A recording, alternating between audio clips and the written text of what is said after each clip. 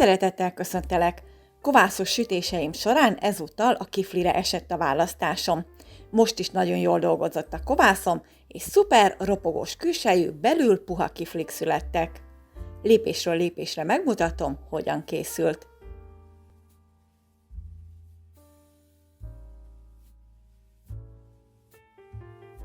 Szükséges hozzá 500 g liszt, ami nálam 450 g finom liszt és 50 g graham liszt, 6 g cukor, 12 g só, 20 g olaj, 150 g víz és 160 g tej, valamint 150 g kovász.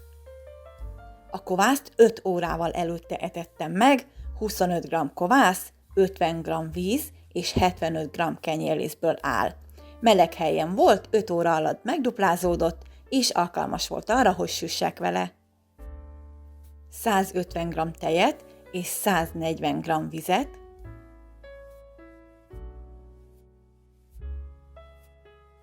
6 g cukrot, és az összes kovászt összekevertem. A vizet nem tettem bele mindet, egy keveset hagytam a só feloldásához.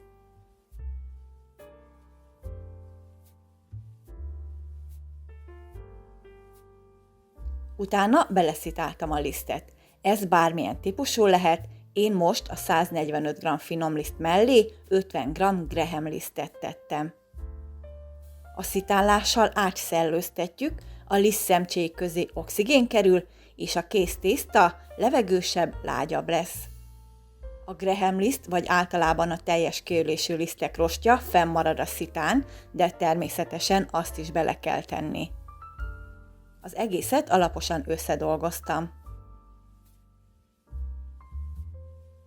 Ekkor még nem kell teljesen kidagasztani, elég annyi, hogy szépen összeálljon.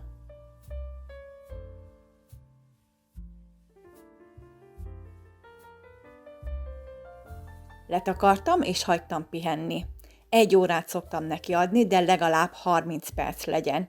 Ez idő alatt a liszt magába szívja a folyadékot, és a kovász is elkezd már dolgozni. Ez ilyenkor már meg is látszik az állagán, 1 óra után már is lazább a tészta. Ekkor adtam hozzá a 12 g sót, a 20 g olajat és a maradék 15-20 g vizet.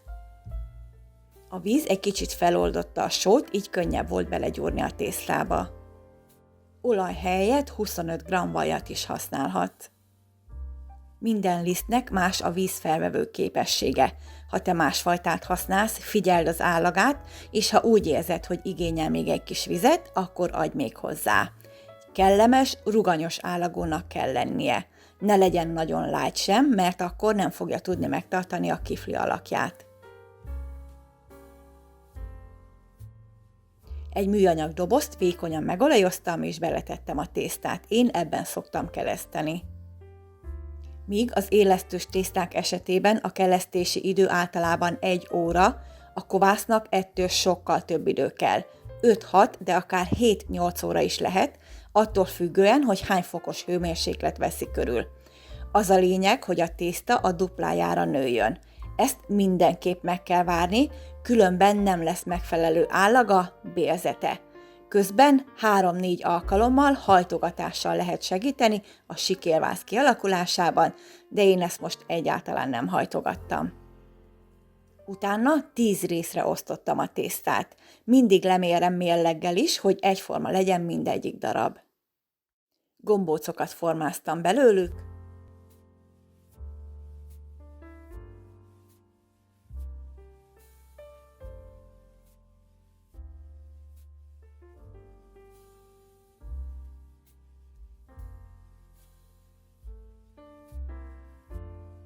majd letakartam, és 15 percig pihentettem, hogy utána könnyebb legyen tovább dolgozni vele.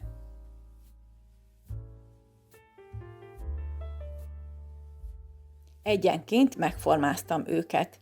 Enyhén olajos felületen kinyújtottam 3-szög alakúra, és a hosszabbik szélétől kezdve feltekertem.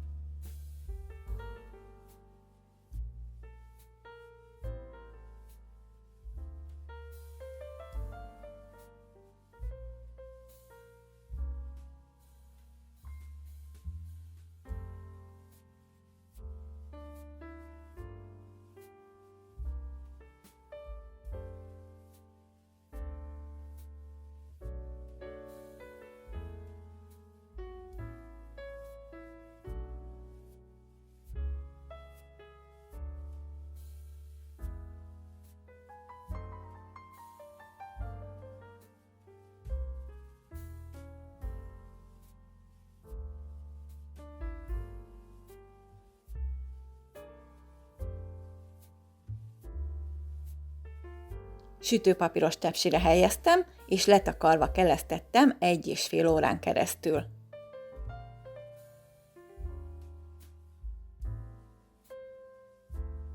A tetejét alaposan megpermeteztem vízzel, és ment be a meleg sütőbe. 200 fokon 20-25 percig sütöttem. Jót tesz neki, ha a sütőbe egy edénybe forró vizet teszünk, hogy gőzös teret biztosítsunk neki. A sütési idő felénél viszont vegyük ki a vizes edényt. Ha tetszett, kérlek ajándékozz meg egy lájkkal. Ha a többi receptemre is kíváncsi vagy, iratkozz fel a csatornámra. Köszönöm, hogy megnézted, legyen szép napod!